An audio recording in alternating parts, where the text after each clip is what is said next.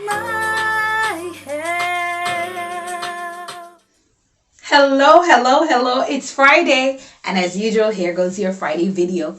Now, last week we started talking about Ruth and Naomi, and how Ruth left Moab, her people, to go to Bethel with Naomi. Now, this week I just want to continue to talk about the perfect spiritual match.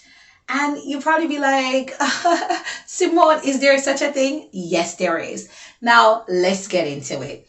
Now, before we even get into the romance of everything, think about this. If you have someone that's trying to derail you from your purpose, derail you from, your promised land, would you really want to deal with that person? And I know somebody would be out there saying, Simone, no, I will not. Anybody who tried to distract me from where I need to be, I don't even want to be with that person. I don't want to be around that person. I want to be able to walk in my destiny calling. I want to move up to my next assignment without getting that distraction. You know what? I totally agree with you. But this was something different. Now imagine you have a culture of people, the Moabites. And when Israel was going from their movement, moving from Sinai to the promised land, the Moabites didn't make it easy for them. They basically, created distraction, everything to derail the Israelites from moving out of their purpose. And we can find an account of that in Numbers 22:25 and Deuteronomy 23:3. And then the Moabite became subservient to Israel for 80 years. And we can find that in Judges 3:12 and 14, 15 to 29, and verse 30. So with the hostility happening, could you say that why is Ruth name even recorded in the Bible anyways? Because we already know that the Israelites are God's chosen people. So why would a Gentile of all people name a book of the Bible would be named from her? There must be something special about this girl. She is not no ordinary girl. You know she extraordinary. So, and I'm glad to answer your question. It shows that God is providence, evidence about his grace and his ability to work in and through the life of anyone, no matter their background. Can you imagine that? It don't matter what your background is. It doesn't matter what your circumstances is. It doesn't matter what your current situation is. God is, providence. He takes providence over everything. He shows us so much grace and mercy that the Bible tells us that great is his faithfulness. Morning by morning, new mercies I see, new mercies you see. So I love that I serve a God that gives me new mercies every single morning, because some days God mercy probably run out on me. But you know what? His goodness still chase after me. It still chase after you. So let's get back to the topic of Ruth. So it doesn't matter what your current situation is. God can change that in just a blink of the eye. Now, there's only two names of women that's recorded in the Bible. Two. So you have Esther and you have Ruth. But do you know that Ruth is the only Gentile woman listed? Yes. Ruth is the only one. And it shows her biblical significance of the revelation and purpose. Let me let you into a secret if you didn't already know. Ruth is actually a part of the genealogy of Jesus, Christ Jesus. And I wanted to, get into the story of Jesus' genealogy, because guess what? Next month is Christmas. Christmas. It's beginning to look a lot like Christmas. Hey, I know I love Christmas. I really do. And don't worry, I'm not spoiled. I don't get no whole bunch of gift for all of that. No, I don't. I just love, I guess it's just the lights, the music, and just a fun time. And I get to rest. Getting to rest is always a plus in my book. So let me get back on topic. So Now that I've given you some history, now let me get into the good part. So, the romance. Yes, the romance. So, I told you that Ruth went to glean in the grain field. And she went to glean in the grain field, obviously, to get food for she and Naomi. And we can find that in Ruth 2 2 to 3. It was something that was common in the Moabite culture. And it was also the law mandated by Moses. The poor, widows, resident aliens in the midst of Israel could meet their basic physical needs with some dignity through gleaning. And we can find that in Leviticus 23:22 and Deuteronomy 24:19. I love Ruth.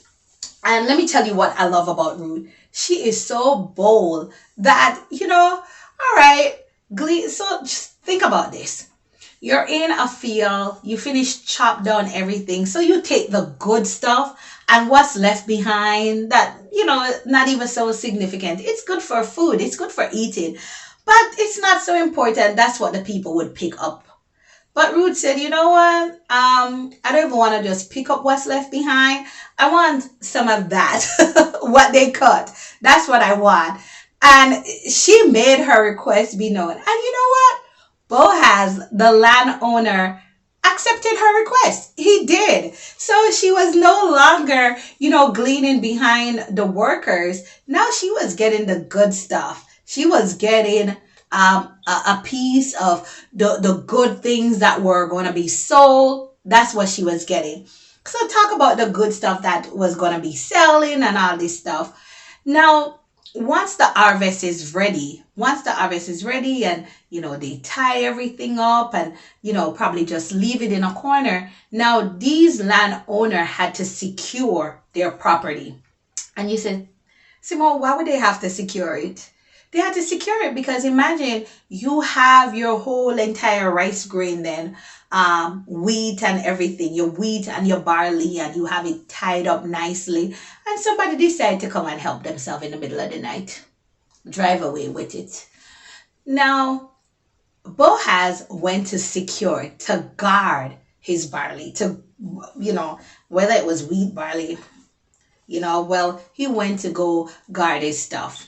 And while he was guarding it, believe it or not, Ruth went where he is and she laid at his feet. She laid at his feet. Now, when you think about it, you'd probably be like, I wonder why she would actually go and lay at his feet. Well, think about it. Maybe it was just a sign of humbleness. Maybe it was just a sign of, you know what? I want to just keep your company. Keep him focused. Think about it. He's out there the whole entire night sleeping to watch over the goods, to watch over the produce. And she go and she lay down at his feet, in some conversation.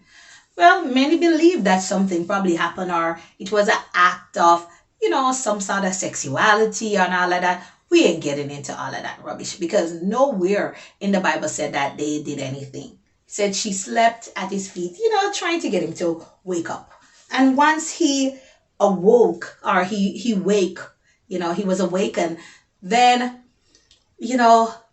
she got up early in the morning and she left. And it was like a significance of marriage. Now imagine a culture, you sleep at somebody's foot and all of a sudden you're engaged.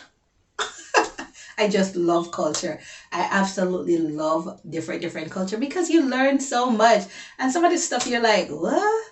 But you know what? It is just so beautiful the way things are done. And I think sometimes if we embrace some of these, tradition, especially with paying dowry and, bride price and all of that stuff, maybe we wouldn't even have so much divorce because after somebody don't pay all that money, they'll decide to keep themselves together, right? Anyhow, let me get back on topic. Now, she slept there. And of course, Boaz wasn't supposed to be her kinsman redeemer. It was supposed to be somebody else. And think about it. It was supposed to be somebody else, and the women were allowed to go and publicly humiliate their kinsman redeemer. But Ruth, as the woman that she is, she decided that she was not going to do that to the person who she was supposed to originally marry to.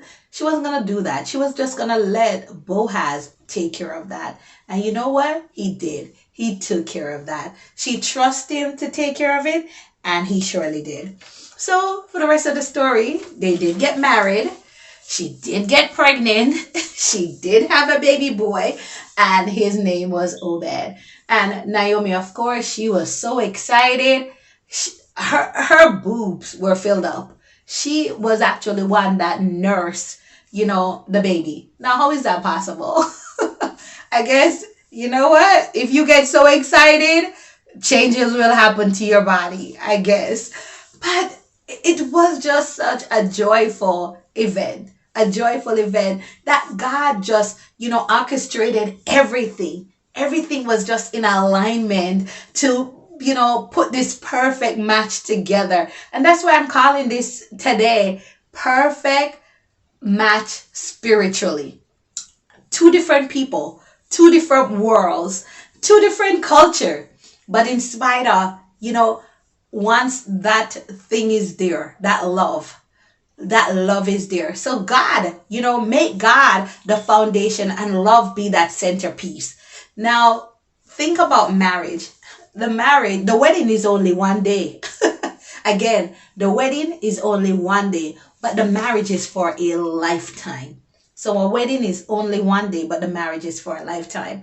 Now, and he said, well, Simone, the wedding is one day, the marriage is for a lifetime.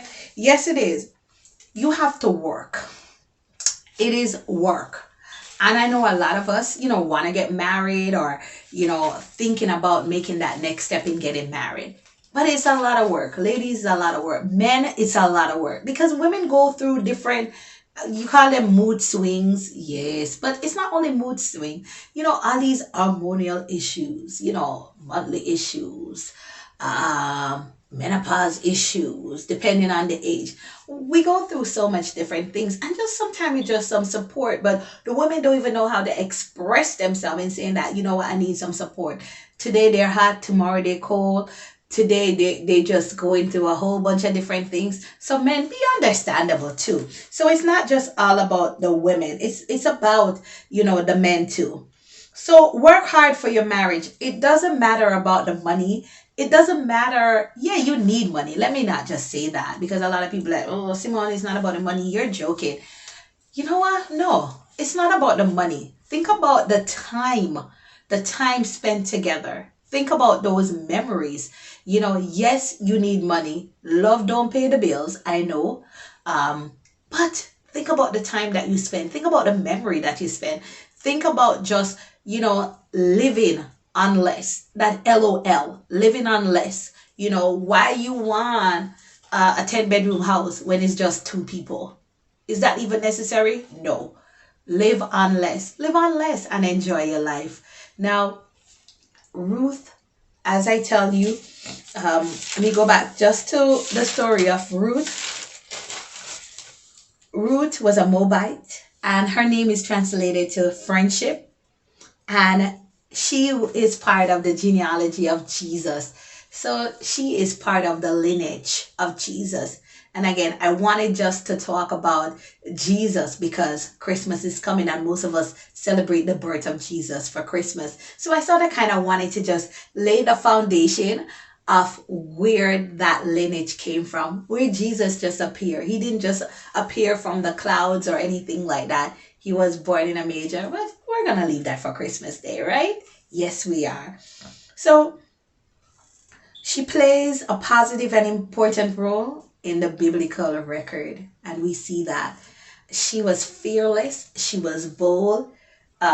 Sister girl was very determined. And she was not no ordinary girl. She was extraordinary. And I, invite you ladies to be extraordinary. And I invite my brothers to be extraordinary too. So be determined, be fearless, be extraordinary. Ruth was, and you can too. The best is yet to come. So as usual, don't forget to smash that like button, click subscribe, ring the notification bell, and most important, share. The best is yet to come. Love you guys, and happy belated Thanksgiving. Happy belated Thanksgiving. And if you're going to be spending all of the money, remember me. Love you guys. See you next week. And they love Simone. Same time, same place. The best is yet to come.